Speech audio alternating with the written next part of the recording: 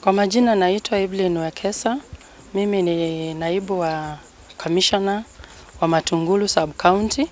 Hapo mahali tuko ni Katine sub location katika location ya Tala, na hapa tuko na teams kadhaa. Tuko hapa kama kamati ya usalama, na pia tuko na teams za kutoka kwa ngao na wananchi wa area hii ya Katine.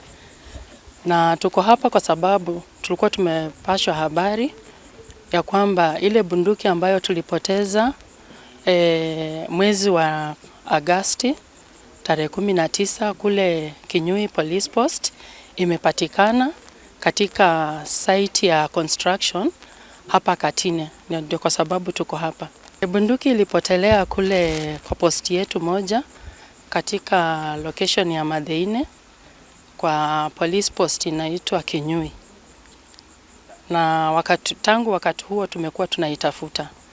Na tunataka kushukuru sana kwa sababu kupitia kwa uhusiano yetu na wananchi.